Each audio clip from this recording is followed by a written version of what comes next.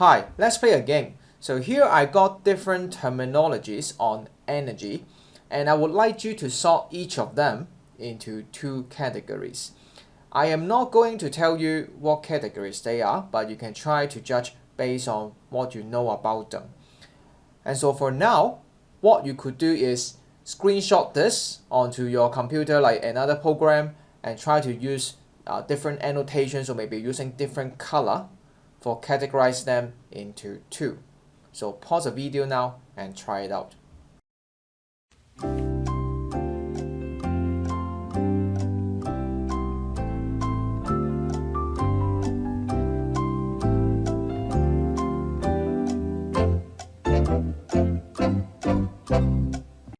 Okay, so I assume you have finished it already, and let's check the answer together. So I will put light energy into one of the category, and it will also have kinetic energy, sound energy, electrical potential energy, gravitational potential energy, chemical energy, elastic potential energy, and thermal energy. If you try to look at the common thing that for these terms that I circle, these are basically terms that you have learned earlier. And for the rest of them, including solar energy, nuclear energy, wave energy, tidal energy, hydroelectric energy, wind energy, biofuel energy, and geothermal energy, these are something that you haven't learned and they are in the other category.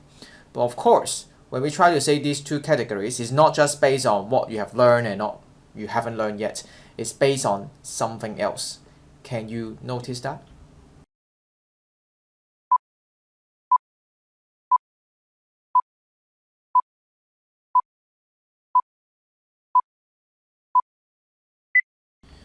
Okay, so here is the actual idea of the category. For those that I circle in red color, they are so-called the types of energy, okay, which we have covered earlier in the video. For those I circle in green color, they are actually called energy resources. So they are the method that people, us human, try to generate the energy using different techniques. So for example, you know, wind energy is by harvesting the energy from the kinetic energy from the air, and then you convert it into electrical potential energy. And so you may ask me, hey Mr. Wang, shouldn't the nuclear energy be in a red circle instead, because that's what we mentioned earlier? And I would say yes and no, because this is a good example of showing why we need to have good presentation, because nuclear energy can be referred as nuclear potential energy. That means the potential energy inside the atom, for example, uranium-235, you can have nuclear reaction with it and therefore release the nuclear potential energy.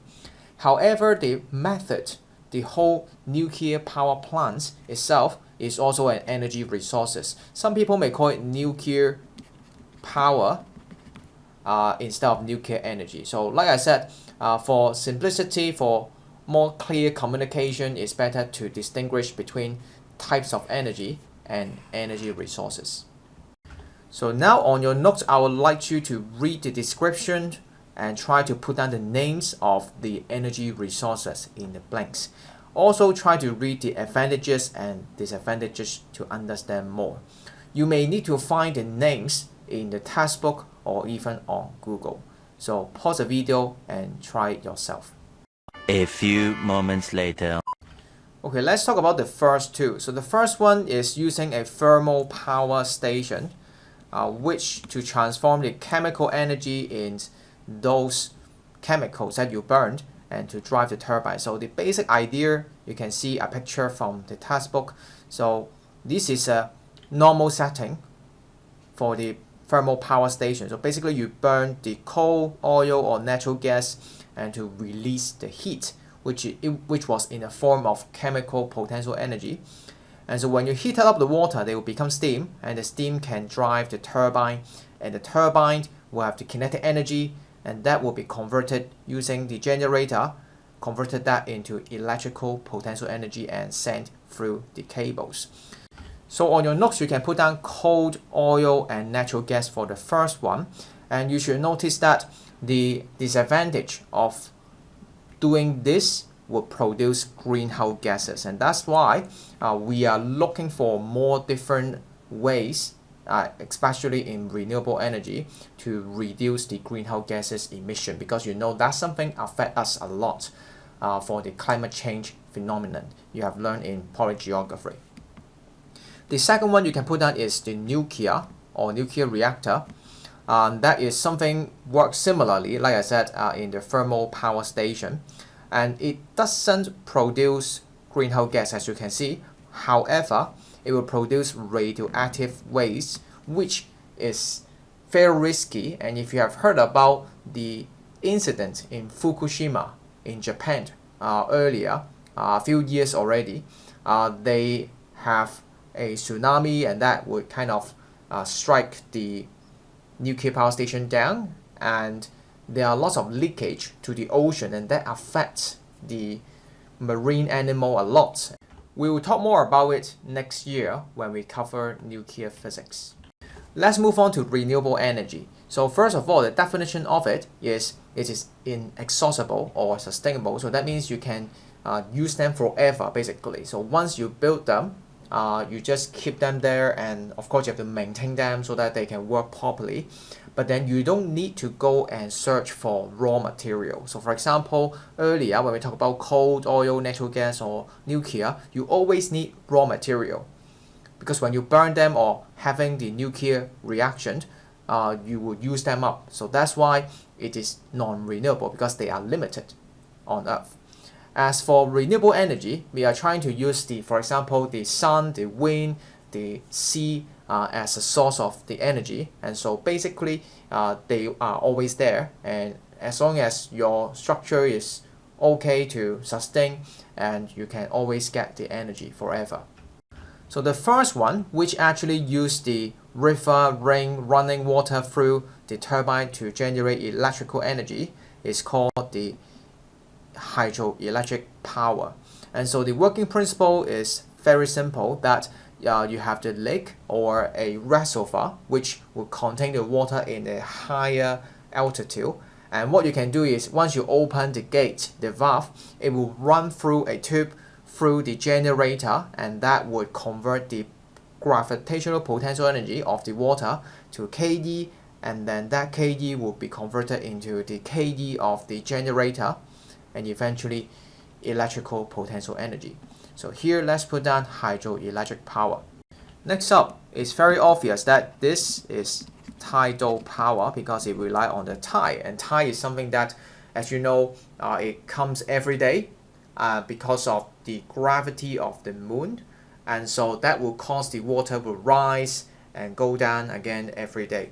And so people try to manipulate this and get the energy from it. So this is the tidal power.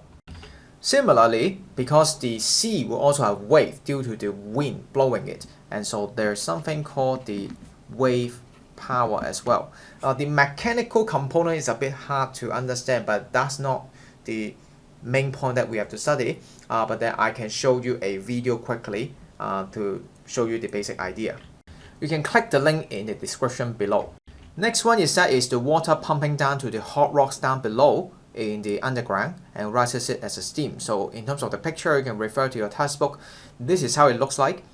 And you can imagine this is not going to be applicable everywhere. So imagine you can't do it in a city like Hong Kong, and it would take a lot of technology, engineering skills to build this, because you have to ensure that there's no leakage, and also drilling through that deep underground takes a lot of budget, a lot of money as well, because it's going to get harder and harder and harder when you go closer to the core of the earth.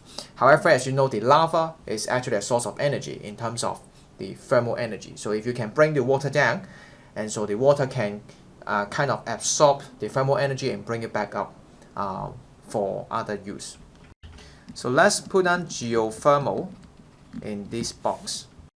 The next two are sometimes confusing to a student because they both involve light. And so for the first one, it actually would deliver electrical currents when they absorb the light energy. So this is something we call the solar cell, or there's another word called the photovoltaic. While for the next one is called solar panel. So let me tell you the difference. So first, solar cell, or we call photovoltaic, is a material that converts the light energy, so please write down, into electrical potential energy because it delivers you the electrical current. And that is exactly what you have on your calculator.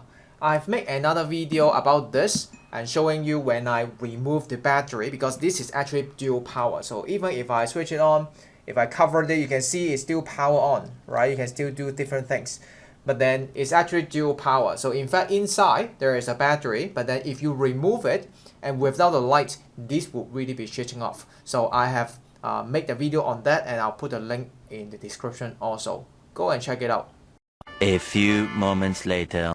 Okay, so I assume you have checked out the other video of mine opening the calculator, and I will also hope you can try it also. If you have a screwdriver, it shouldn't be hard for you to unscrew this and try to do the same thing as I show in the video. So next up, that will be the solar panel, and this is easily mixed up with the solar cell because this also use light energy. But then for solar panel, it's just simply a device that absorb those light energy and also the thermal energy actually from the sun and convert that into thermal energy. So in some rural places where they don't have electricity, they can use it for warming up or even heating up the water, so then they can use the hot water for bath or for daily life usage. So an example could be something like this. As you can see, these are just simply pipes. So those are not really something that convert it into electrical energy. So there are some water pumps the water through this pipe, which are very conductive thermally, and therefore they will be heated up in the daytime, and you can store it, and maybe you can use it for shower at night.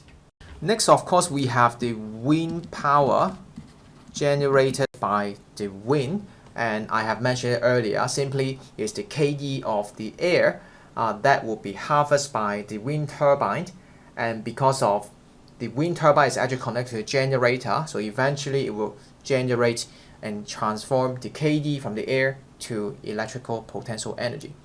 And lastly, we have biofuel. So the idea is since for anything like food or plants, you can burn them, and that will also generate thermal energy. So that is something people could also consider to use. Of course, we don't actually chop down a tree and just burn them, right? That doesn't make much sense for renewable energy. So what they do is they're more like probably using corn to make alcohol, and alcohol, as you know, is good for burning, and so this is a fuel that they can use for daily life use as well, to release the chemical energy inside the plants or the food itself. Alright, so that is all for this video. Remember, these are energy resources, and not to mix them up with types of energy that you learned earlier. Those are more fundamental, and whenever you talk about energy resources, you have to use those types of energy to describe them. Once again, for example, for burning coal, for example, you are actually releasing the chemical energy inside the coal into thermal energy, and that thermal energy will be carried by the water and drive the turbine in the form of kinetic energy, and eventually through the generator it will convert into electrical potential energy. So this whole idea is down to the coal power plant. So these are all energy resources.